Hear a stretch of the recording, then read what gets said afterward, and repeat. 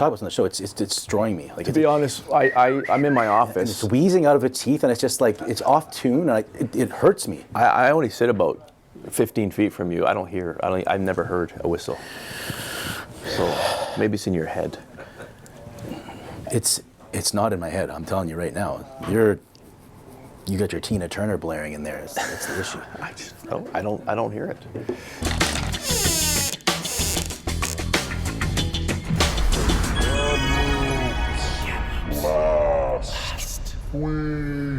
We are live, everybody.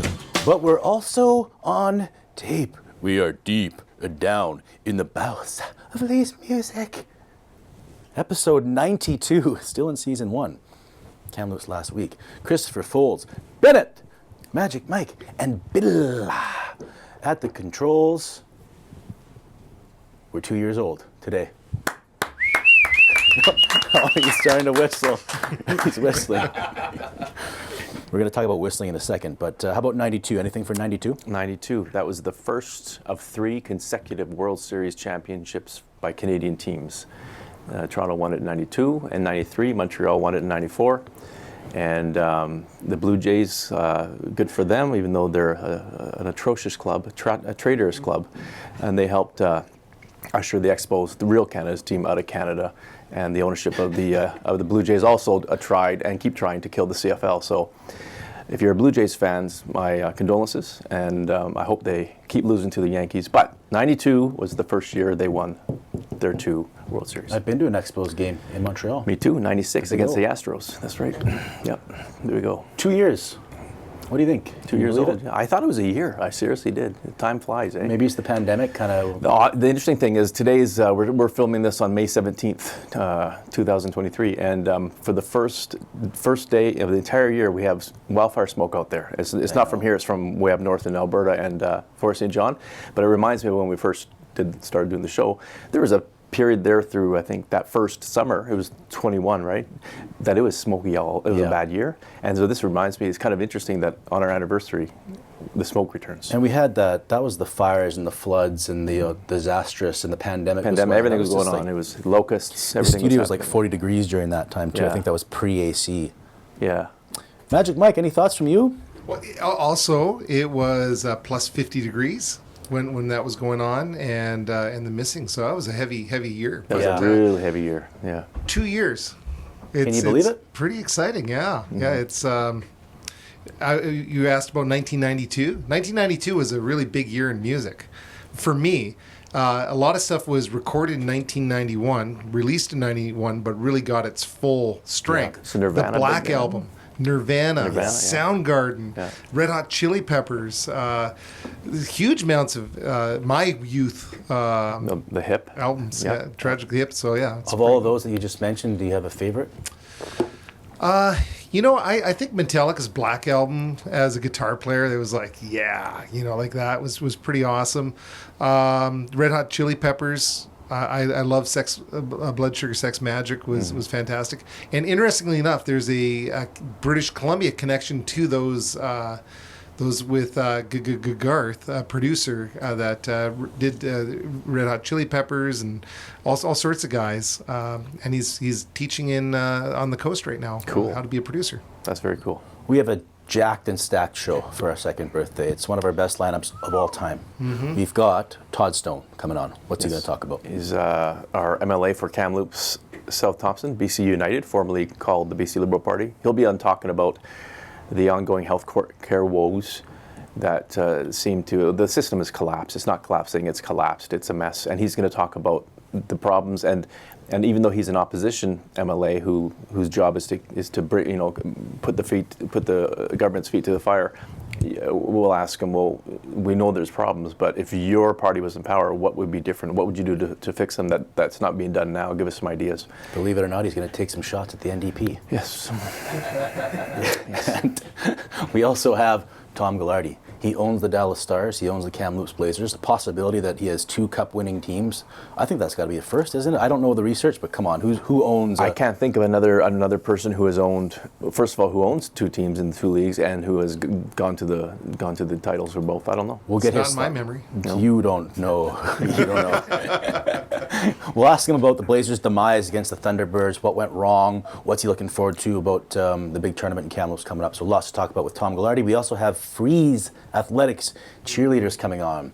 They 3 world championships, top 25 finishes, number 8 in the world, time. level 5. Yep. A couple of 3-4 athletes or so that are Team Canada members. So Keri and Giulianna join us on the show today. I think there's one more thing. What am I missing? BC Lions. Right. The BC Lions are in town. You went out to training camp. Training camp started on the 14th. It goes to the 30th. God's team is up there in the sunshine and the smoke, and they're practicing. Vernon Adams Jr. is taking them all the way to the Cup this year. And you spoke with Lucky Whitehead, Sean Whyte, your nemesis from high school, and TJ Lee. TJ Lee. And they, I saw the interviews and really, really interesting and thoughtful answers to everything from where to go to eat here to Mother's Day to really good stuff. Mother's Day, I asked them about Mother's Day because it was Mother's Day and it was the first day of camp. It was so beautiful out. Mike, any thoughts on your mom? My mom is, she created me, of course, but she... It was immaculate I'm birth. glad to hear that. The immaculate reception. She created me that way, but she also was named after Rose Hill, or Rose Hill was named after her. But really, the big thing was she really pushed me and my sister to be who we are, really pushing to try to, I think, seek more attention, I think is what it is, if I get into it. But my mom's, I wasn't around for Mother's Day. You were in Mississippi. And I'm going to be going to see her this weekend, so we're Good. going to have a big celebration and stuff like that. So. Are you going to make food for her or are you going to take her out? My mom is like, she's Italian and she likes to cook for 30 people at a time. There's nothing I can cook that will impress her, but I like to do nice things for her, so I'll probably get her a cool flower or something like that. I don't know. Okay. Let's talk about A cool flower. Like a couple of years ago, I got her this really wicked metal artisan flower that was. Did she think it was wicked, or is it in the scrap heap? I don't know. I'll find out. It was on at her place out at the lake. So. Can we talk about your dad for a second here? Because he is a man after my own heart, I hear. And this is an issue that we'd like to deal with, or I would like to deal with throughout this whole show. It's whistling in the workplace. The off-tune, meandering, through the teeth, wheezing whistler. And I don't want to name names. We have a friend in our workplace. Friend and a coworker. And he, the tough part about this is he's probably the biggest fan of the show we have. Good sales guy. If his name rings a bell, you might know him. I don't want to name names, but Jack Bell. He's been whistling lately in the office, and it's a physical, visceral reaction it's creating with me. It's sporadic, and it's paining me, and I'm getting so angry. But I don't know what to do. Like I was saying to Bill, I can't go over there and like pull him aside. It's not that big of a deal where I have to give him a talking to. I don't want to go over to his department and, hey, just so you guys know, like this has got to stop because everyone's going to think I'm an asshole. Who does he think he is? Yeah, you don't want him to think that you're upset by it. I think you can do that because when you walk into KTW, you see this annoying sign on the door that says "We are a scent-free workplace," which We're whistle-free. Well, which actually, have a whistle-free workplace. We have experience on this, and you know what I'm going to do right now? I just happen to have my phone. I'm going to call my dad because we actually have a policy. It's no random whistling policy. Thank you. This is. Hey, buddy, you're on speakerphone. We're at Kamloops this week. Marty's got a question for you. First of all, I'm not able to answer a unwritten question. Okay, I texted it to you earlier on. It has to do. Really? Yeah, it has to do with random whistling and the workplace. Remember, we passed the rule no random whistling. Why was that? I have another question for you. Uh-oh. I was just getting some propane here. Do you need those hoses? Yeah, that'd be great if you wouldn't get me the hoses. But you're being recorded right now. is that all you're giving us on the whistling? Why? Yeah, tell us more about the whistling. We Why wanna know more. should it be banned in the workplace? Yeah, okay, I can. Anytime that you have random moronic whistling, you want to kill somebody. Yes, there's the clip we needed. All right, buddy. Thank you. Thank you. But you think that I'm being a grump. Well, you are being a grump because there's a famous song. I think it was in a Disney movie, "Whistle While You Work." I think when you go down to Disneyland, as I took the kids a couple times, and you go into that little, it's a small world after all. I think that song comes up, "Whistle While You Work." So what's wrong? He's working. He's whistling. Leave him alone. It's easy for you in your big deal I'm the editor office with walls, and you've got Tina Turner blaring, so you can't hear Jack going, and just like you don't hear it. You know, you need to look on the brighter side of life. Actually, my therapist told me that I need to start watering the flowers, and I told her all I see is like termites in my head. But I think every beef is legitimate, especially when you're going to a therapist. You probably got more beefs than most. But I think that that you should embrace the whistling and maybe go over there and do a harmony, and you guys can create a little instrumental. Can you whistle? Maybe that's what. And we love Jack Bell. It's not just that it's whistling. It's like it's not in tune. You don't like going through the teeth. It's high, and the wheezing through the teeth part. Yeah. If we're gonna pass a law, that part has to be banned. I think it's because he's Scottish. I'm Scottish. Yeah. And we love Jack Bell. We love Jack Bell. I don't know if he's gonna be mad at me for this or not, but anyway, yeah, I didn't want to go to him in person, but I'll do it publicly on our show. That seems reasonable. Yeah. Bring it up. Okay, but you and I and Chris, what a weekend. Craziness ensued in the weekend. You know, we were thinking about the fires that were going on and thinking about how it really impacted us with all the smoke, and we decided before the smoke got here, we would actually go and maybe try to see some of those sites that would be impeded by the smoke. So we went up to your neck of the woods, Bachelor Heights. Right, we went up into Lac du Bois, and we went up to Bachelor Mountain, because you can get a good view of everything from the top of the mountain. There where the old mine is right there. We drove there in a Volkswagen. That's right. Yeah. 100% locally owned, by the way. It's the only dealership in town that can stake that claim. Volkswagen of Kamloops. Thank you, Terry Lowe. They own 12 car brands, by the way, as well, including right. Audi, Porsche, Lamborghini, and Bentley. Bentley. Really, I didn't know that. So while we were up there, as you do, you got a little excited and you started sprinting. And all of a sudden, these snakes started coming out. Like Forrest Gump sprinting. Yeah. And there's rattlesnakes there, as we know, because I live in rattlesnake area up there. And the snakes came out, and I stopped in my tracks, right? And dropped my coffee. And the craziest thing, McDonald's coffee. the snakes actually stopped, and it was like a calming effect. And they started smelling with their tongue. Yeah, they were all over the coffee. The coffee. Yeah, the McDonald's coffee. They liked it because it only has 2 cream. No sugar. And you had actually stolen part of the $69,000 raised on McHappy Day to hire a snake exterminator. Yes, that's right. And what a job by McDonald's. And that goes to Ronald McDonald House. And you were trying to steal their money to kill snakes. Goes to the Ronald McDonald Room, which is going to open in RIH at the end of next year, so Pretty families exciting. can stay while their kids are getting treated. Yeah. Do you know where there has never been a snake and never will be? The Y Dream Gourds. Home, Lottery Home, and Gourds. Yeah. Well, can you imagine? Because gourds, they love their beds. Of all the places you don't want to find a snake, I think the toilet's number 1, and the bed. And the Sealy mattress is number 2. That's right. And there would be never in gourds. No. Because snakes don't like cookies. No. And they have cookies at gourds all the time. That's right. Everybody knows snakes don't like cookies. And Everybody knows that. and the rattlers are not found they can't cross the river, so the Dream Home is safe on the south side of the river. They're hiring, by the way, gourds, delivery people, and their service team, and they service what they sell. They always have, and they always will.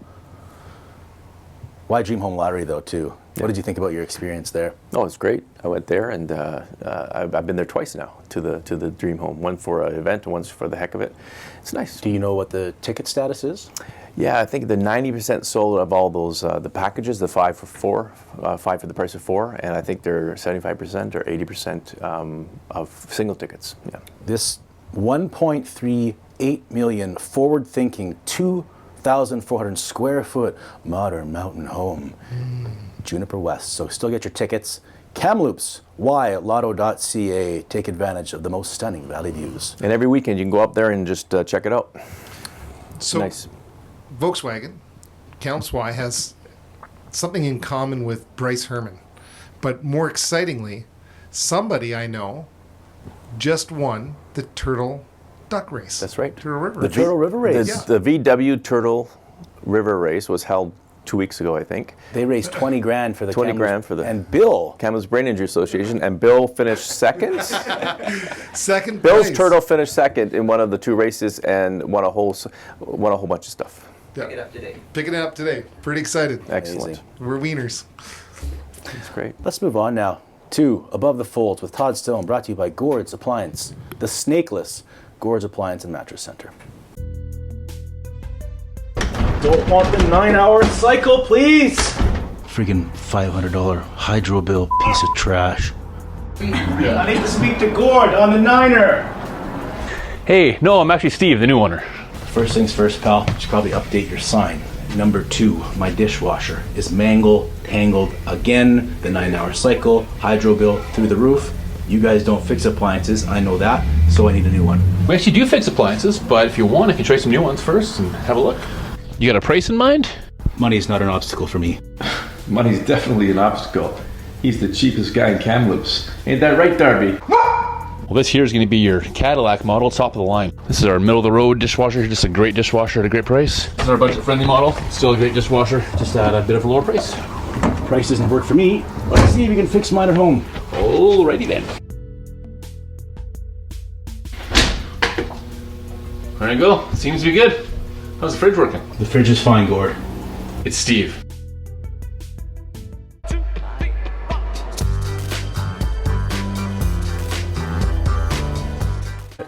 We've got drumming. I'm going to talk about whistling right now. Is it possible for you to grandfather in a law that bans whistling in the workplace for me?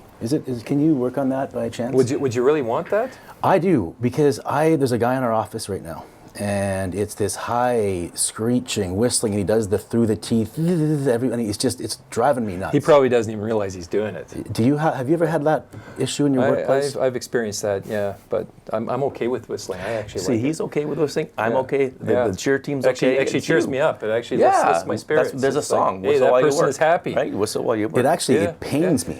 It pains me to hear it. Before we talk about serious things here, you and Mike Miltimore, you guys have a relationship. I think you helped him meet Prince William. Is this true? Well, when Prince William and Kate came to British Columbia, I can't remember what year that was, 2016 I think it was maybe? 2016. 2016, so a while back. But anyway, there was all this kerfuffle in cabinet about what are we going to do as the official gift from British Columbians to the royals that are visiting, and so. I don't know, it just immediately hit me. I put my hand up and I said, I understand that the prince actually plays the guitar and is actually pretty good. Maybe we should get Mike Biltmore to make him a custom guitar. So I reached out to Mike and this and that, and next thing you know that's exactly what happened. And I think Mike presented the guitar to the Royals in Kelowna, I believe it was. Kelowna, yeah, and they gave us the words that were fit for royalty. But did you know that translated into something else even bigger? This week, our associate in Ireland just got awarded the King's Award for Commerce in Ireland, and is based on our P2P guitar that won the award, and he helps us source parts and that kind of a thing. And he used the pictures of me giving the guitar to Prince William as part of that. So And next week, Mike's going to pretty London cool. to get knighted. yeah, He's good. That's right. I was going to ask you if the fit for royalty, does that get you like a discount at certain hotel chains or? but HP sauce, I get a lifetime supply HP of that. sauce, That's right? good stuff. Perfect. One more before we get into serious things. We were talking off camera about the Memorial Cup. If the Stars win the Stanley Cup and the Blazers win the Memorial Cup, is that legitimate? Because I think Folds he would disagree if the Blazers... They're all legitimate. Just one has this asterisk and the other doesn't. That's all I'm saying. I don't think there's an asterisk required. There's an asterisk, yes. You win the Memorial Cup, you win it. The best of the best are in the tournament. They are. Seattle might actually be there. In fact, that would be a fantastic would- that final. would be Wouldn't good, that be yeah. awesome if we Yeah, could if kick they- Seattle's butt? Would that remove the asterisk? Here's my plan, and I That- wrote about that- this. that ought to do Here's it. the thing, really quickly. If Kamloops makes it to the final, and I hope they do, they should have to win two games to do it, just to remove the asterisk. There you go. That's all I'm They going have to to say. beat them twice? Yes, like beat them 2 gold twice. medals, Yes, yes. absolutely. I don't That's not support gonna that. happen. No. Okay, let's talk some healthcare. Folds, you want to lead the way? Yes, we have Todd Stone, if we didn't introduce him already, BC United, formerly called the BC Liberal Party, a very old party. People don't realize, 120-year-old party. And he is on break now because you just finished the spring sitting on May 11th, Last week, I think. last Thursday, yeah. And lots of stuff happening, so much happening in BC from so many different topics. We wanted to sort of maybe narrow it down and talk a bit about healthcare because it affects Kamloops specifically with a few issues, and the province in general. The big news this year that we're farming out some cancer patients to a for-profit private sector, which is really weird, and also a private members bill that you introduced. So why don't you start off with the question? I wanted to start with a question about pregnancy. We had Jessica Wallace, who I'm sure you know, a reporter Very well, yeah. on our show, and she was talking about the plight of pregnant women in this town right now, in this region. It's not very good. The TRFO news is pretty alarming. We're pretty worried about prenatal care for people who don't have family doctors. What would our care have looked like if we didn't have really good care? Maybe we wouldn't have him, right? So, what can you do to improve the situation with maternity doctors and retaining them here?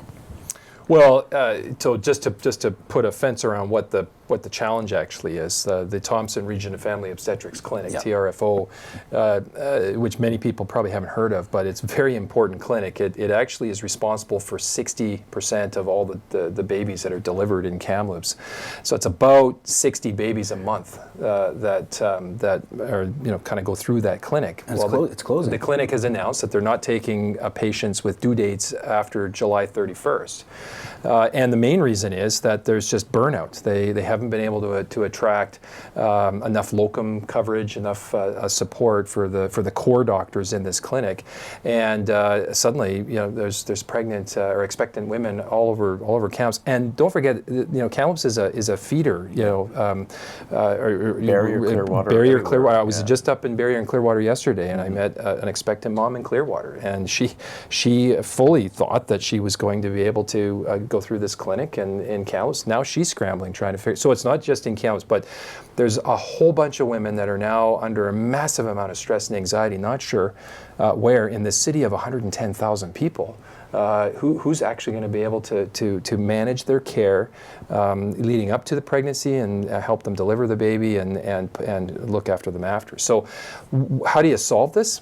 Basically, it comes back down to the compensation model that is in place for obstetrics and prenatal care. When the provincial government recently announced the changes to doctor compensation, which we actually had been calling for quite some time, we acknowledged it when it finally happened.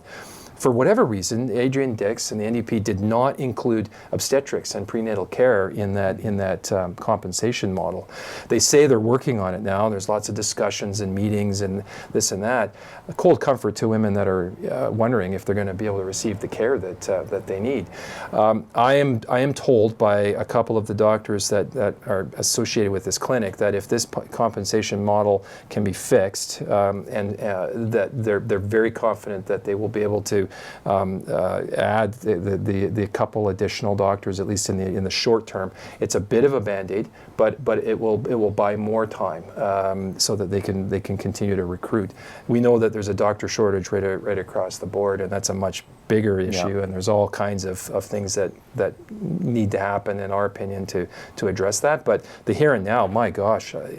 What about solutions from a BC United standpoint then? Do you have any ideas for the compensation model? Can you change it? Well, we would simply say, hey, take the because this is what the doctors have been telling us, the actual payment model that was put in place for family doctors that enhances their compensation. It's got some wrinkles, but generally speaking, it appears to be a good model.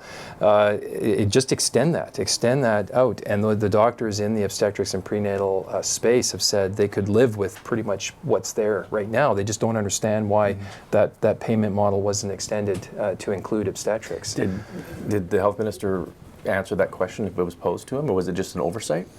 Well, so on the last day of session, last week was the last question I asked of the session. I just said to the minister, look, this challenge was identified to you a year ago. We made it clear, as did the doctors and others, that this was an impending problem. It was going to be a perfect storm that was going to result in women not being able to get the care that they need. That was a year ago. We asked questions then. We were told that they're working on it. Nothing happened. 3 months ago, we asked questions about it in the legislature. Adrian Dix assured us that they were still working on it, and a solution was in it. That was 3 months ago. Mm-hmm. July 31st is not that far away, and they still haven't got this resolved. So I don't know what more we can really say to light the fire under the necessary butts here to actually get on with this. But meetings and talking and the puck dragging, pardon the pun, is not resolving the issue. And my office, I hear from expectant moms every day, like literally every day, and there's the anxiety and the stress and the fear at a time when this should be, that's palpable, and this should be a time when women and their partners are actually excited and right. Looking forward to bringing a baby into the world. Well, there's about 40,000 of the 100 and so thousand Kamloopsians, 40% don't have a family doctor, which brings its own problems. Now, if you compound that, if you're a woman who got pregnant and you're new to town, or you don't have a family doctor, and there's no walk-in clinics anymore, except for that one, but it's not really a walk-in clinic. Not really, yeah. And you don't have a doctor to check your vital signs like my wife did when their kids were getting born. What's their option? They have to go to the ER? Yeah, so they're being advised, and that's all that we can tell them too, because a lot of these women call us and they say, well, what do? We try really hard to connect them to whatever resources we know are available. The odd one we've been able to connect with an actual family doctor, but that's not something that we do on a regular basis. But yeah, the bottom line is the only option that most of these women have is to actually present themselves at emergency, which is a pretty busy, complicated, overcrowded situation on the best of days. And what typically happens there, even if it's just as simple as a blood test that they need, or they're just, if it's a woman's first pregnancy in particular, often that woman doesn't necessarily know what it should feel like, and if this is normal or that's normal, and so it's more about they need to talk to someone. They just have some questions. They just and a 10-minute session with someone would just allay their concern. Well, what happens is they get put in an elevator and sent up to the maternity ward. The maternity ward isn't set up to deal with prenatal care, and is jammed, on the best of days as well. So it's a really complicated and frustrating situation for all of these women. And I know of a couple working on it. 2 or 3 women. People I know who know women who are expecting, they managed to, and it's not ideal at all, but they had to go to Salmon Arm, and they found a doctor there who had room. But they got it down there to go that way. Yesterday, I got confirmation from an expectant mom that she finally found a family doctor in Prince George. Jeez. So she's making plans to actually go to Prince George and back as many times as she needs to. Another one in Abbotsford, Kelowna, Salmon Arm, and again, we're a city of 110,000. It's 2023 in British Columbia. This shouldn't be the case. We can switch gears a little bit. Folds talked off the top about farming out cancer care to Washington State. Does that indicate to you that it's time to start considering a hybrid system in Canada? Well, first and foremost, I think what this demonstrates is just the dire state of healthcare in British Columbia. I mean, let's just put that out there. The people that will receive, the 50 British Columbians a week that will receive this cancer care, this radiation or chemo treatment in Bellingham for predominantly, I understand, prostate and breast cancer. I mean, I'm very happy for the patients, because clearly when you have the longest wait times in Canada, right here in British Columbia, for cancer care, obviously anything that can be done to ensure British Columbians get the cancer care that they need is a good thing. But I gotta tell you, like the hypocrisy of a government that has through every policy initiative that they possibly can in healthcare over the last 6 years to shun any involvement of the private sector. The Canby case. To the Canby case. Yeah. To basically say, and the double standard is, if a British Columbian needs a kidney transplant and there's nothing readily available in British Columbia, but there's one available in Washington State, you can't go down and do it and expect to have MSP pay for it. But now all of a sudden, they're carving out the cancer care piece is just the height of hypocrisy, and it just really reflects a healthcare system that has collapsed in British Columbia. And I'd put it, speaking of asterisks, I'd put an asterisk on this too, that, the additional piece respective to Kamloops, again, the minister, the NDP minister makes this announcement about farming out cancer care to Bellingham, to the United States. And there's, again, no mention. He was asked, again, about the Kamloops Cancer Center. It was just like, I'm going to be up there to talk to residents. It's in our 10-year plan. And the irony here, it's not irony, but it's odd, is that the prostate and breast cancer patients, they're going down to get radiation treatment, which is the one thing lacking here. We have cancer care in Kamloops, but we don't have radiation, which is why Dale Bass, our former colleague, and others have to go 2 hours to Kelowna to get 10 minutes of treatment and then come back. Yeah. Is it radiation treatment? I think it's radiation. Okay. Because we have. What about the question, though? I think you're right. Should we consider a public-private system in the country? Yeah, because Tommy Douglas's Canada doesn't. Well, he's the father of Medicare, but when he brought it in under Lester Pearson, one of the greatest prime ministers ever, that was a different Canada. Can we continue to go on this protect the public system even as it collapses around us? Well, I think these are exactly the questions that we need to be asking, and I think we need to have this debate with British Columbians. There is a provincial election coming up in a year and a half, or maybe sooner. And when we look at the demographics in the country, we have a population that's aging faster than most other G7 countries. We also, when we look at our immigration, the vast majority of the immigration that from overseas that is coming to Canada is family reunification, which means these tend to be immigrants that are a bit older. They're not necessarily economic immigrants. They're coming here to great to be reunified with their family, but as soon as they get here, they're accessing all of our the services that are available when you live here, and the migrants from we still receive. Generally speaking, more people move to British Columbia from other provinces than the other way around, although there was a bit of a blip last month. Alberta. Mm-hmm. But most of those people coming from other parts of Canada aren't coming here for jobs. They're coming here to retire. Yes. Right? So the point is there is a tsunami of demographics that is also going to complicate the delivery of critical services such as healthcare. So what I'm saying there is there's absolutely, I think, a need to look at how do we innovate in healthcare? What is the role of the private sector and public healthcare? I think we all agree. We want a public healthcare system that is, 100% something that can be counted on by British Columbians, and I think that's where the primary investment needs to continue to be. But we also have to look at the higher level. British Columbians need to be able to receive the health care they need when they need it in the communities where they live. And whether that's just a knee replacement or critical care, cancer care, I think we have to be open-minded about how that care is actually going to be delivered in the years ahead. It's really ironic that the savior the savior of this problem is the system that is being railed against so much. It's just bizarre. But anyway, and we need more doctors, right, in this province, in this city. So we've talked about it a little bit, but what could BC United do? One big thing that the NDP is not doing to attract doctors to this great province, to this great city, and retain. Yes. You have to recruit and retain, and there's short-term, mid-term, and long-term strategies. Obviously, I mean, as a more mid to long-term strategy, we have to train more doctors. We have to open up more spaces. This government didn't add or hasn't added a single net new medical training space in British Columbia since they came to power 6 years ago. They've talked about an SFU medical training facility, but that's years and years away. So there's no net increase there.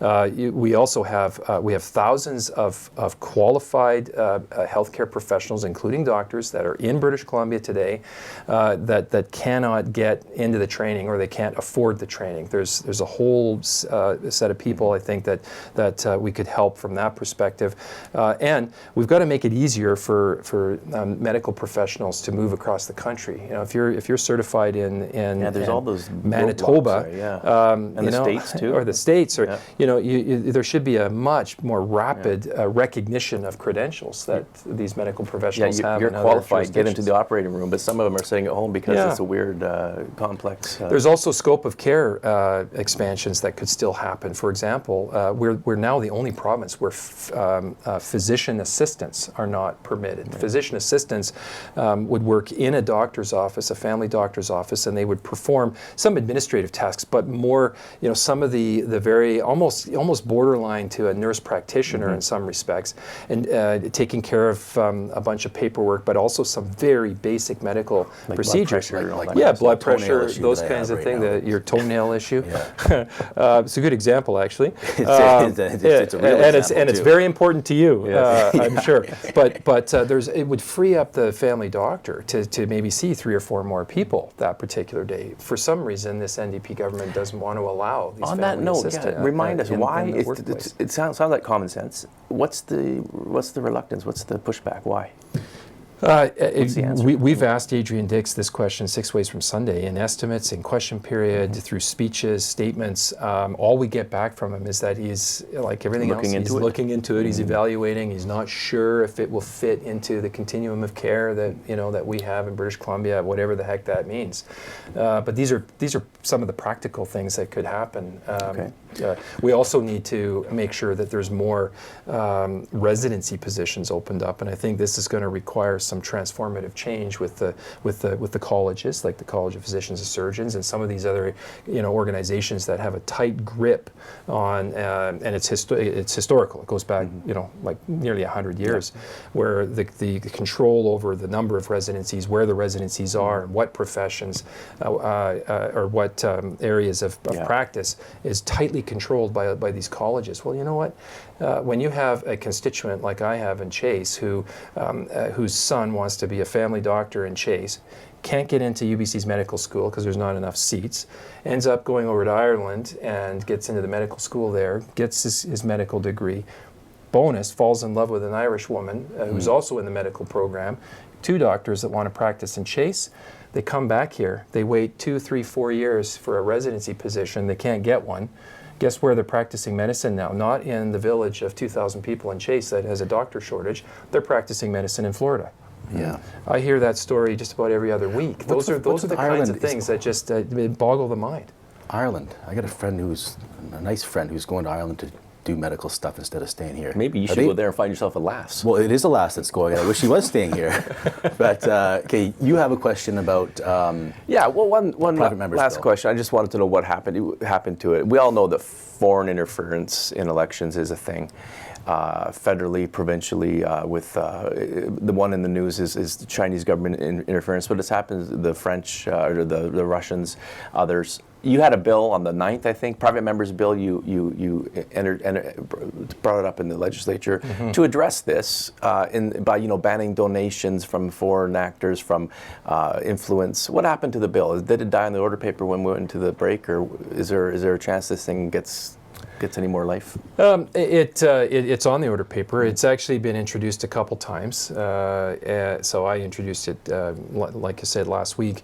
It's not just to address Chinese or Russian interference, which I think there's increasingly evidence is actually happening. It's to address all foreign influence, and foreign influence through massive amounts of money in some cases coming into through organizations. They include the eco. Well, that's where I'm going. Is like a lot of the influence that takes place in British Columbia politics actually is through very radical environmental organizations based in the United States, huge endowments, billion-dollar organizations that are funneling millions of dollars into organizations in Canada Canada to influence the outcomes of elections up here, to influence the debate, to through advertising and social media and data collection and all of that stuff. This is all being fueled with largely American dollars that just shouldn't be allowed. So yes, there's the Chinese, the Russian situations, which kind of are more prominent in the news these days. But there's a lot of U.S.-based influence that takes its toll in our electoral process. The bill would clamp down, would make it illegal for foreign funds to actually be received by political parties and used in elections. The donations would be illegal during election periods.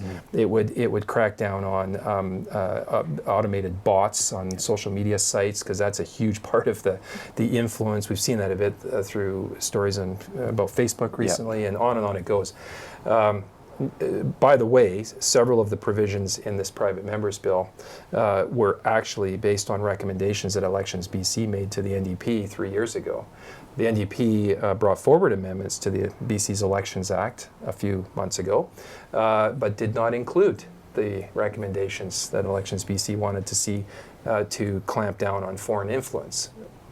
Wonder why that is. Well, I think there's a heck of a lot of these very radical environmental organizations that are funneling huge sums of money into British Columbia to influence British Columbians in our electoral process to the benefit, frankly, of the NDP. Okay. So what happens now with the private members bill? What's well, the status? it'll be on the order paper until there's a new parliament, which always happens around the throne speech in February. Yep. So if the NDP don't pick the bill up, we'll be back in session in October this year. So it'll still be on the order paper there. They could still call it. We'll urge them to do that. We have perhaps some more angles that we'll push out there to try and really shine a brighter light on this. But if they don't call it, and it's by the time we get to February, then it will die on the order paper. I'll reintroduce it again, though. Okay. We'll just keep trying, and if they don't do it in this next 18 months before the next provincial election, then we'll do our best to win the election, and it'll be a top legislative priority for a BC United government. Right. What have we not asked you that you want to talk about? Top of mind. We've covered a pretty good range of things. I am really focused on hockey right now. Here's a question for you. I'm so excited.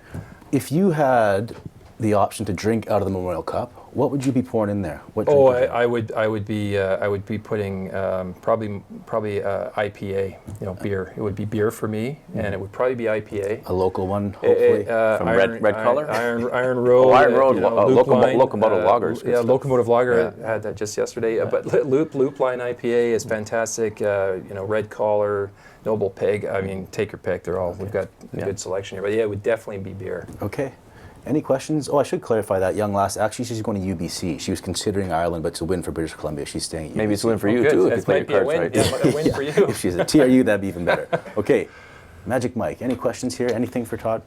I'm blown away that you drink IPA, first of all, because to me it tastes like if you pick dandelions all day, you lick your fingers. So it's like the last thing. It can be hoppy. All the guys around here are all about the IPA. I just don't get it. It's an acquired taste, Mike. So what you got to come over. We got to sit in the hot tub, right? With your furry costume. Whistle together. We'll whistle. I'm going to pour you some IPAs. We'll try that out, sure. Okay. Bill never says anything. Bill was irate that you don't like Bill was IPAs. losing it back there. We've had this conversation a lot. These guys love IPAs, and I just don't get it. I'm with you. It's heartburn in a bottle for me. Oh, man. Okay. Thanks a lot for joining us. Thanks for having me, guys. Have a great summer. Yep. Go Blazers, go. Go Blazers.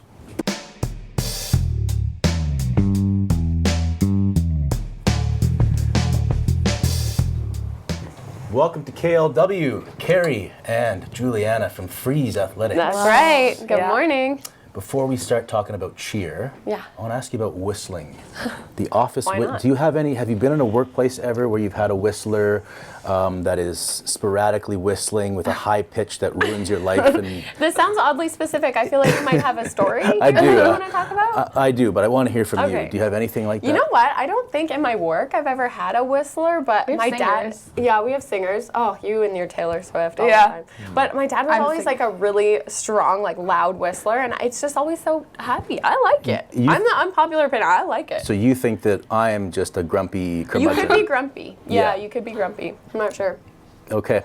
Let's talk about cheer. Okay. This has been a great time for Freeze. Yeah. So can you just give us the recap of the latest as far as the worlds and the national team? Yeah. Oh my gosh, yeah, it can be so overwhelming to try and understand what is happening because there's all kinds of different championships going on and worlds and whatever, and you might have heard like TRU went to collegiate worlds this year and all that. So so there's a lot going on. So we just are coming off of like 3 weeks of travel where we've had a team that went to Canadian Nationals in Niagara Falls and Canadian Finals, which is 2 different competitions. One was invite only, and then we had 2 teams and a stunt group from Freeze Athletics attending their version of the World Championship. So we had Arctic Chill, which is like a level 5 team at Worlds, and then we had a Summit team, which is a level 2 team, lower level team, and they went and competed at Summit. And then one of our stunt groups, this is the first time we've had this, one of our stunt groups from our gym competed on Team Canada and placed 2nd in the world. So yeah. It's a whole lot of history. I mean, club history, historic kind of accomplishments. What about you? Where have you been lately? So this was my first time attending the World Championship, so it was really fun. It was an unreal experience, just even seeing like all the teams from the States and across the world, like really interacting with it and just being out there and being in the environment was really cool. So it's my 6th season. 6th season. So why do you think that the club is kind of on this upswing? Oh, I think it's just like the hard work the coaches put. I also coach, but there's so much work that gets put into it from the coaches and all the athletes, and just the drive to want to do better and want to reach that like top peak, and just seeing other people achieve it makes it so motivating to want to do it yourself. And it takes like some of these skills are they're so difficult. It's like the highest levels in the sport. So all of our kids coming from a small, relatively small community of like Kamloops, all these skills are taught in the gym, and it takes years to achieve some of the things that they're doing. So it's just last year was the first year we had a Worlds team, and this is the 2nd year, and we're getting better every year, but it's a slow build for sure. And you are part owner? Yes, yeah. It's myself and Allie Bradford. And Allie Bradford. And how's business? I mean, how as far as athletes joining and that? Yeah, well, no, that's a great question because it's all a funnel, right? It's like if you don't have those lower level tumble classes and you don't have the recreational cheer, you don't have the kids coming up that are falling in love with it and building the skills from the beginning. So that is definitely our strongest spot right now, like business-wise. Our tumble ones, our mini tumblers, you coach some of those, and they're blowing up. They're full. And our summer camps are awesome, and rec cheer, we just did our showcase for the end of the current session that we're in, and there was I was blown away with how many people how many cars like the rec in a teams parking as well. lot. Yeah, so absolutely. So Magic Mike, is your camera good to go? It is always good to go, absolutely. So that is the Magic Mirror, brought to you by Volkswagen. Mike, when you think about cheer, what do you think about? About cheer, like cheerleading, the sport of cheer. That's a loaded question. Yeah, I think it's incredible the amount of balance, which I don't have, and how you can get a whole team together. It reminds me of those trust exercises. Yeah, fall back. We should do team that building. later today. Actually, we're going to run an exercise now. No, I'm just kidding. Well, the reason I ask is because a lot of people have an idea in their head of what cheer is. Oh my gosh, an outdated. Give me a K. Football, pom-poms and like the yelling and the absolutely. No, I feel like we battle that all the time. It's really like we're going into our 10th year of Freeze Athletics, but it's taken that long, and still there's lots of people that have never heard of it or don't know what competitive cheerleading is, and it's an education campaign, really. We try and do a bunch of community events just to get out, and like there's still people, every community event we do, there's people that are like, what? So this is like gymnastics? Oh, so it's different, This is in Kamloops? Like, this city have that here? I thought this was just an American thing. Yeah, so it takes a long time to get out there and to re-educate people about what the sport is. But I do find that, it's a great transition if you're coming from gymnastics background or if you're coming from a dance background. Like, it's a great transition into a team environment that isn't always there for the gymnastics or something. It's that background. So. Before we flip to a little video here, question, Fools? I was just going to mention on that note, the old school cheerleading, the Dallas Cowboys cheerleaders, the pom-poms, and usually they're all girls or females. The cheer teams now, the BC Lions have a cheer team. They do the pyramids and all that. Yeah. Is there a possibility to get scholarships for this in the States or Canada? Yeah, I go mean, into there's some cheer definitely, teams? yeah, like even TRU is offering like bursaries and scholarships Right. For their cheer some team. athletes, Okay, so yeah. it's building for sure. I would say that it's not as common for sure as like a typical like sport that Yeah. you might see. But it's definitely something that's growing, and I think as the sport, you know, like we're involved, like Ali and I are involved in sport governance, and as the sport grows in not only like recognition and popularity, but also status, as far as like Sport BC recognized cheerleading as a sport, but we're not there nationally yet. So Right. as we build that and as we get there, I think we're going to see a lot more funding and a little more opportunity that way. Excellent. There is a girl, Analia. Did I say her? Oh yeah. Oh, Analia. Analia, oh my Analia, goodness, I Ani. did it Yeah. again. She, No, that's okay. she already got mad. Like I interviewed her before, and we had her on a show, and I messed up her name. And I interviewed her again for this clip we're gonna see, and Yeah. she's like, "You got my name wrong last time," so I just screwed it up again. Apologies okay. again. It'll be a Anyway, thing. we start with her in this video clip right here, Okay. Bill, if you can play it. Okay, so I screwed your name up last time, right? You did. What's your name? Analia. Analia.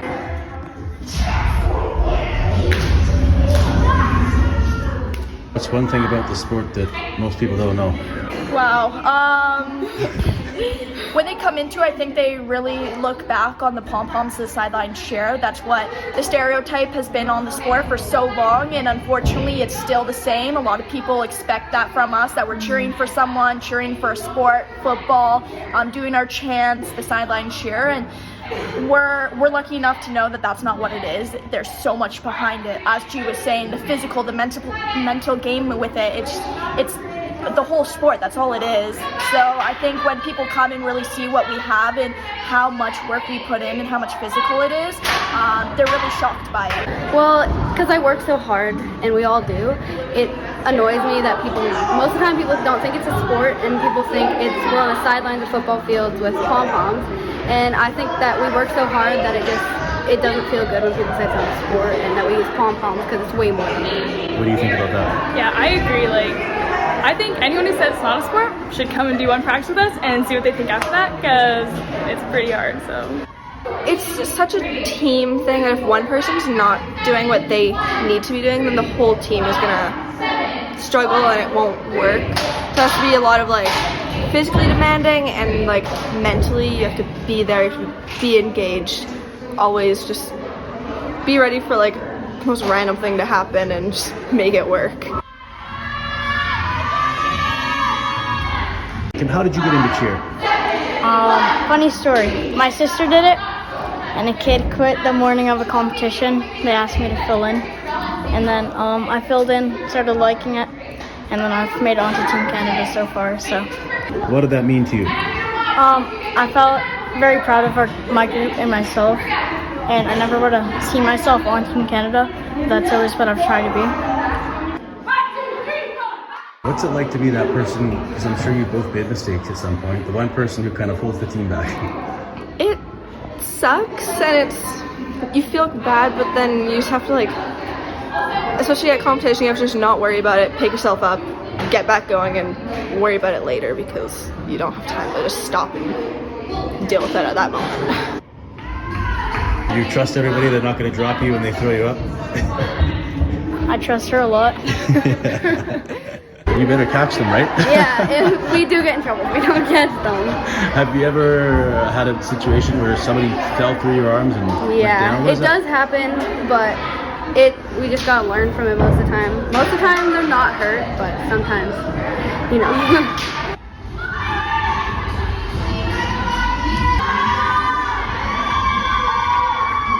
I know, friendship, I feel is the best, and just having fun and working your hardest. What a great little edit. Any thoughts on that video? Yeah.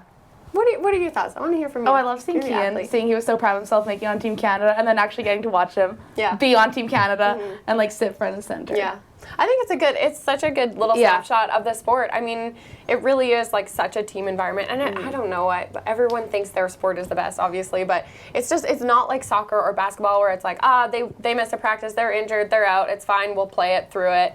it's like you need every single person, and it's not easy to sub someone out. Like, it takes a while to learn the group and the stunting and their place in the routine, and it's so difficult to be switching people in and out that the team gets very close because they need each other, and so it's really a cool environment. Yeah. I think, well, that huge documentary came out, I don't know, was that 3 years ago now? The cheer one that really kind of thrust a lot of the issues into the forefront. Into the forefront about the sport. Not always positive, the body positivity stuff.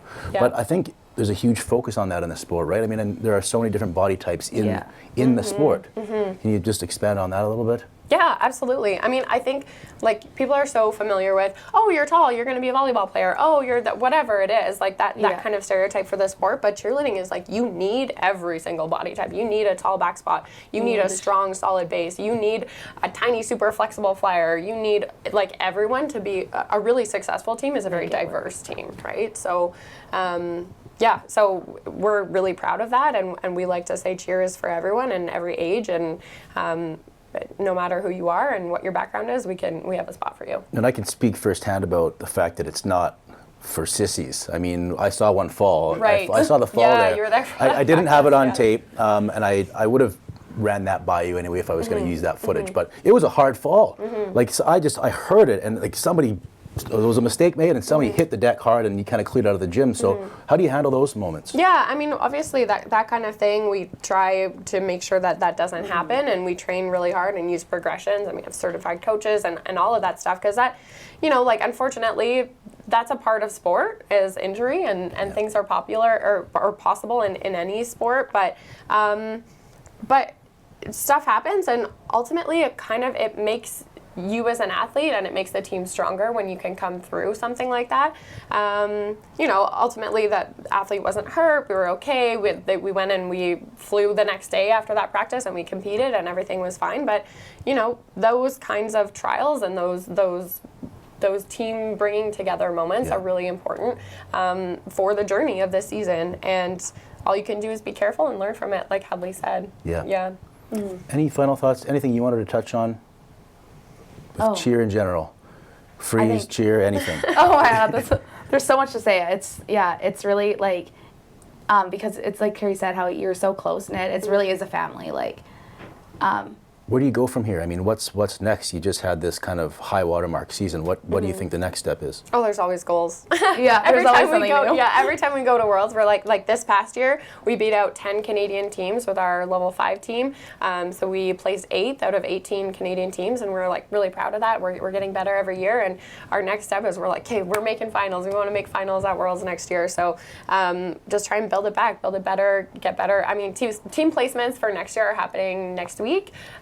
So we're already into next season planning. We're already we're going to be looking at choreography and team makeup and stunt groups and planning for clinics and planning for everything for next year. So it doesn't stop. It's right into it. Do you have a main rival, like a Kelowna team that you just can't stand or anything? I know, it's kind of a hockey thing, I think, or something. They're like, we have to beat Kelowna. We love Kelowna. I don't know. It's like they're like the teams that you're just like closer with, but like they keep compete against, but you're just like cheer them on at the same time. Yeah. Okay. Regional siblinghood. Yeah. Where's the name come from?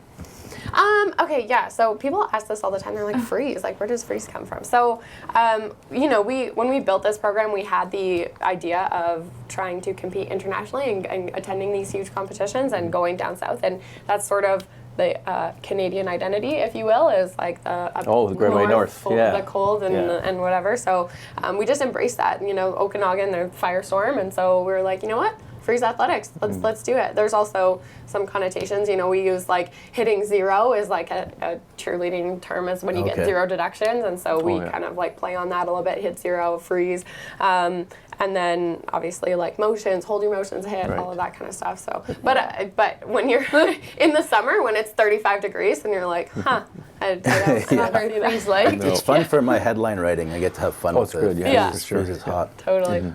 Well, I think you both hit 0 in this segment. All right. Oh, perfect. Mike, anything from you? Any thoughts? Or I just want to know, is there a size or limit to get thrown up in the air and caught again? Like, I'm just wondering. Oh, so just you're asking for a friend? Not Mike wants to be a flyer. Is Mike the body type of a flyer, do you think? You know what? We have flown harder than that. So if you want to come to the gym, we'll put you up in the air. I would see. That might be good for our next walk around that we do. You know who would be really good at this, I bet you who would come in there probably excel is Gavin, the gymnast. Oh, Gavin Dodd for Oh my gosh, yeah. Because yeah. it's transferable, right? Yeah, that would be amazing. I'm just thinking, watching that and thinking about when he was on the show and we watched him. It's very similar in the athleticism. Similar muscle. Absolutely. Yeah, we've got some gymnasts that are actually like looking at coming to cheer next year, and they're in placements and stuff, and we're excited about it.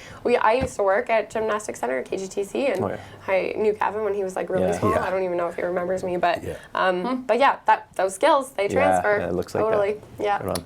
Okay, thanks a lot for your time. Thanks. Good luck. Thank you. Appreciate it. What are you going to do now? Talk about whistling? Volkswagen.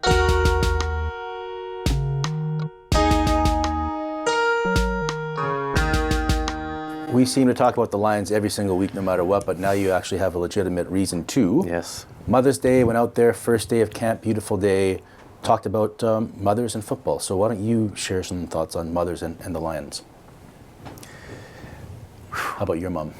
My mom, she wasn't a football fan. She was she liked my love of football, but she wasn't a big football fan. Although there's a story here. It's a good story. Number 37 was one of the best linebackers in Lions history, Glenn Jackson. He played in the late 70s, early 80s under Vic Rapp when the Eskimos kept winning all those championships. Left me in tears. Anyway, Hugh Campbell's dad involved? Or was it Rick Campbell's dad? It was Hugh Campbell, with his smirk and running up the score in the 1978 Western final. Mike remembers that. Yeah, horrible. Glenn Jackson was number 37. I think he's in the Hall of Fame for the team. He was a school teacher at Coquitlam. Anyway, when he was a great linebacker, and when he was a kid, because my mom knew their parents, my mom changed his diapers when he was a baby. Look at that. So there you go. There's the mom and the football thing. My mom changed Glenn Jackson's diapers in Coquitlam when he was just a baby. And then they shit the bed against the Eskimos. Okay, so Lions, Grey Cup year, I imagine? I think so. Yeah, this will be their 7th Grey Cup this year. They're going to win. It's in Hamilton this year, and they got Vernon Adams Jr., who was dialed in. He was actually bringing people to his house bringing players to his place in Tacoma over the off season to have they go to the school field nearby and they do impromptu training camp. That's how dedicated this guy is. He was an Oregon Duck of big magnitude. So do you lost his way a little bit? 2019, he was the East MVP candidate with the Alouettes. He's going to come back to that. Not make us forget Nathan Work, because he's a beauty. But he's going to bring the Lions. They're going to probably be 13-5 this year. So you're buying it. Picking up what they're putting down. Their receiving core, even without Brian Burnham, is still the greatest in North America. They had 3 1,000-yard receivers last year. Yeah. I don't know though. Keon Hatcher. I don't know. Yeah. There's a lot of talk. I don't know if he's going to be able to do it. Well, if he doesn't, we got a really capable backup who was a starter last year for Hamilton, who took a cut to come here because he knows that God's team is going all the way this year, Dane Evans. So we have a really good backup plan there. I will say it was a great vibe at camp. Yeah. And he seems like a really good leader, Vernon Adams. And I think they do have a good kind of team vibe there. Yeah. Everyone seems gelled and bonded. Bought in. Yeah. And anyway, let's flip to the clip. Talking about mothers and football. Any special mothers in your life? Absolutely. We'll start with my mother, my birth mother. Beautiful lady, selfless person, always does for others, great role model. She was my mom and my father. And so happy Mother's Day to my mom. I appreciate everything you've done, appreciate the character you've helped build in me and the person that you made out of me. Any special mothers in your life that you want to give a shout out to? Yes, Karen Morris, my mother, my special lady in my life. Just want to give her a happy Mother's Day. Robin Johnson, another special lady in my life. Like another mom for me. Happy Mother's Day to her as well. And and my sister, Lakia Morris. So happy Mother's Day to those 3 ladies. The biggest thing for me is my mom and dad are my biggest fans, and they've sacrificed a lot of their own life to allow me to play this sport, and they've helped me my whole career. If I didn't have a family like that and a support system that I have, I would never be able to last as long. So to have them at every home game, they have their own suite now they go to. My dad has his popcorn and his beer and their own private lounge. My mom has their own bathroom basically, so they deserve that. And to look up, I know exactly where they sit. I see them away from me before every game. It's phenomenal. My mom, of course, my grandmother, my wife, my wife's mom, mother-in-law, and my nana who passed away on Valentine's Day. But all of them are very special to me. You get out to eat anywhere when you guys go out? Is there a spot you like to go to? Oh, that's all I kind of do. I mean, I use this experience to go around Kamloops, mingle with the locals, go to Earl's, go to Shark Club, go to Pacific Taco. Shout out Pacific Taco. That's kind of the place I frequent the most, just to get a quesadilla. We check out Earl sometimes. We'll watch, because right now it's playoff basketball. Catch some games. Sharks Club. Just around the dorms. Everybody gets around. We love Walmart. Love Costco for our shopping needs. No pandemic, no rain, no smoke, no fires. How nice is it to have a camp where it seems like it's back to some kind of normalcy? It's beautiful. It's beautiful here. Yeah, it just feels like you owe money. I feel like you owe some money. Just by being here. Because it's just so beautiful, and it's like a postcard. Just sitting, hanging out in the postcard. But yeah, it's a great environment. What's the ceiling for this team, you think, this year? We're trying to break the ceiling. Right? We're trying to go through the roof. Walmart and Costco. Yeah, Lucky likes those places. Well, I was just thinking because the city likes to brag about how there's a huge economic spin-off back into through restaurants and stuff. Well, it's Costco and Walmart. It's where this money's going. It's going to Seattle and Arkansas, the two headquarters of those companies. Although Pacific Taco, I think that's a locally franchise. Yeah, and I love used to be owned by, or still is, or used to be Gainey was involved. Steve Gainey was involved. I don't know if he's still involved, but he started that up when it was a different name. But yeah. Any thoughts on that video, Mike? No. God's team's going to win is my thoughts, right? That was a nice day. I worry though, so they're signed through 2023 to hold camp here. Yeah. The city pays the Lions $55,000 a year. The city says there's an economic spinoff of about $300,000 into the city. They're signed through 2023. They have an extension upon mutual agreement for 2024. I wonder if the smoke rolling in and if it stays for the entirety of camp, does that affect, I think, as a pro football team, and this is now, we've had the pandemic, we've had smoke years. I mean, they had the strike too, which wasn't Kamloops' fault. Do they have to consider that? Well, I think it's a good question because that's when the climate change, the climate emergency, the global warming, that's when that factors into so many decisions you think would have no bearing on that, right? Maybe they do have to think about, well, where we train, not just the facilities, but what's the weather like? What's the conditions like? Are we in a flood zone? Are we in a wildfire zone? Are we the earthquake zone? It's interesting, They would have to, it's a factor you wouldn't even think about even 5-10 years ago. Now that factors into it. We'll be doing a story on it to dig more into it. I think there's a really good relationship. They love Kamloops. They love TRU. They love the field. Like that Sunday, like he said, it's a postcard. Like they feel like they should be paying us to be here. But other cities in the province, Courtenay, we've heard, Abbotsford, Chilliwack, there's a lot of places that would love to have them. And they used to have they've been here since 2010, I think now. So it's a long. It's the longest one city stint for the Lions. I think Courtenay, they had 5 years in Courtenay in the 80s. So let's hope the smoke just blows through and they have a great time. Yeah, and we can do nothing about it. And the weird thing is, the Kamloops Fire Center right now, May 17th, there's no fires, no active fires in our fire center, which is a massive fire center. It goes from all the way from Wells Great Park to the border. But it's all coming from it's coming from Fort St. John in Alberta, and it's such a long way away. The fact that it's coming in here and it's going to Vancouver tomorrow or the next day tells you how bad the situation is up north. And there's nothing we can do about it. Right? No. Let's talk about hockey. Tom Gaglardi owns the Stars, owns the Blazers. What a time for him. Like a great time for him because like we said, both his teams could win titles, which is really, really unusual, and high water mark since he bought both franchises. Well, it hasn't always been bright for Tom. This is the high water mark. He's gone through a lot with both teams. He's made mistakes with hiring of coaches, and it was kind of, in my opinion, like an old boys club there for a while. Yeah, some of the coaching hires I'm sure he'd like back, but he learned from his mistakes, and like he says in this clip, they've earned their credibility back, and it's a destination city now for a lot of players and agents. So we talked to Tom about the Blazers and the Stars and his future ownership in Kamloops. Does he want to be here lifelong owning the team? So we can check that clip out right now. Oh, it was a great season, just a great season, really. I've had some injuries to deal with, like most teams do, and we just fell up short. Seattle's a heck of a team. I think that that's as good a team that's been produced in the Dub in a long time, and it wouldn't surprise me to see them win the league this year. But we were right there, and we know we can beat them, and our best players got to be our best players, and I think they have a bit more to give, and I was in the building for Game 6 against Seattle, and the kids looked tired. They just Seattle seemed to have a little more oomph to them, and we unfortunately just didn't have the greatest at night for energy, so.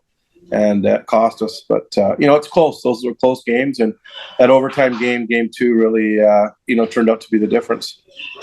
Yeah, you covered most of it there, but anything else about what you think has to happen if you do get another shot at Seattle? Well, we beat them twice. Lost overtime with them. We were right there, so they weren't much better than we were. So, it's going to be in all likelihood, play them once in the round robin, and hopefully maybe you play them again in the elimination round. So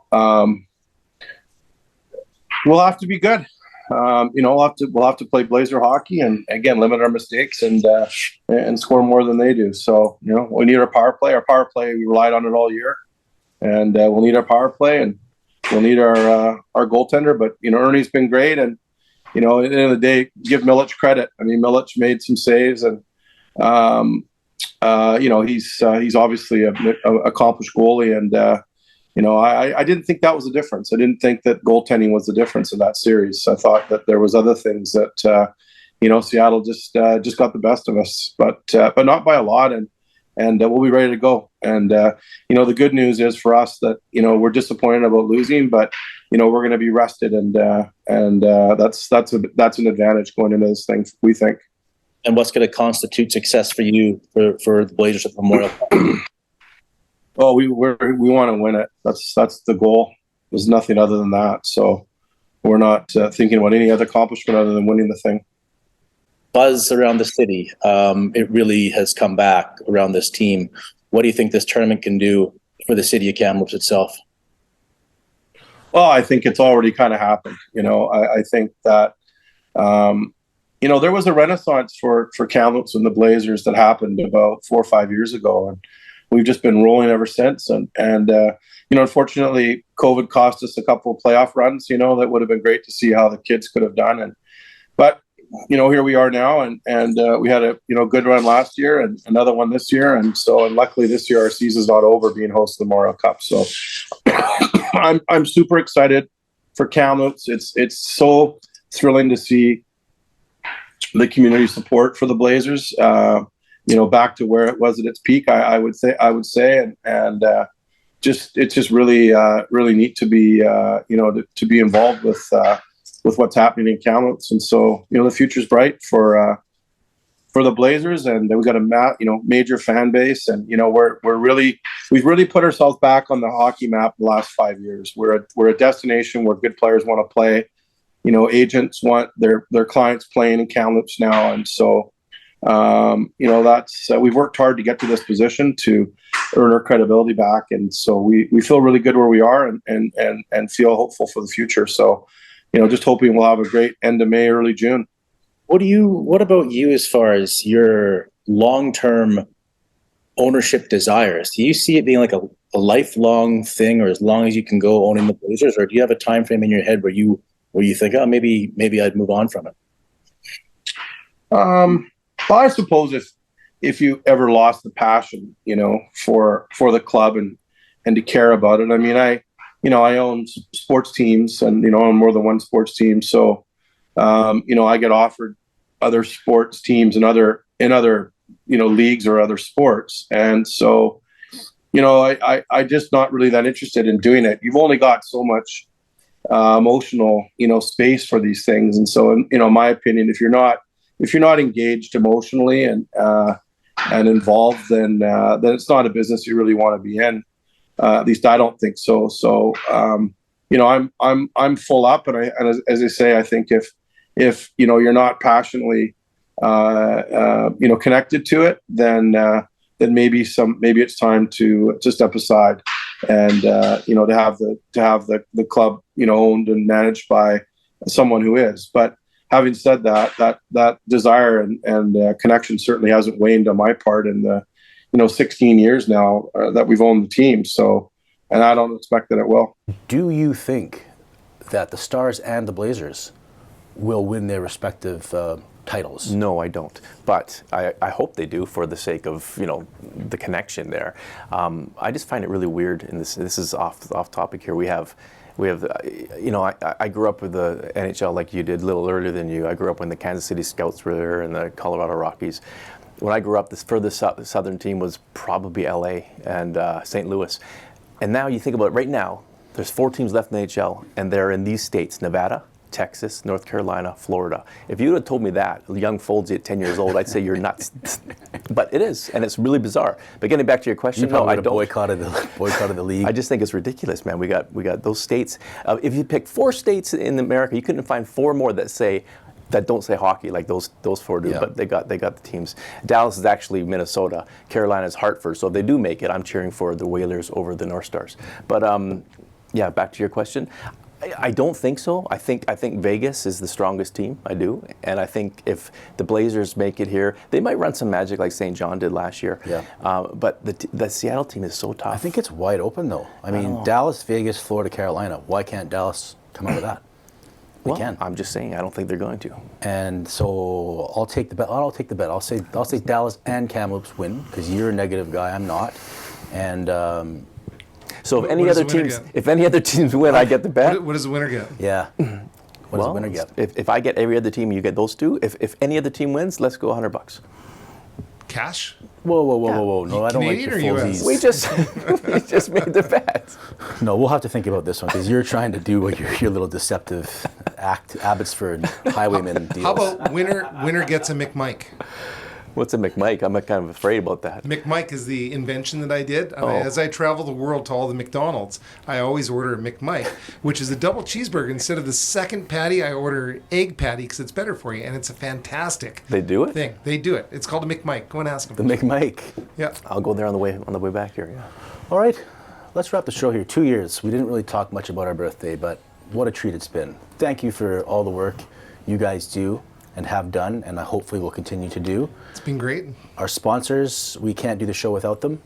Volkswagen, McDonald's, Gord's, and we want more sponsors. We're ready for more. We're growing. We're going to be eclipsing the 400 subscriber mark. We're at hundreds and thousands of views, probably into the millions now across all platforms. Mm-hmm. We give the social media love. We have Todd Stone on. We have Tom Gaglardi on. We have the BC Lions on.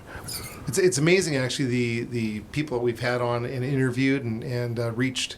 So that's I see the news and I go, hey, Monica, to my wife, we've had that guy on the show. Yeah, that's right. And he's the guy from the football place in Vancouver, the BC Lions. Yeah, I know that guy. And we can do better. We're still growing. Mm-hmm. We got work, things we can improve on.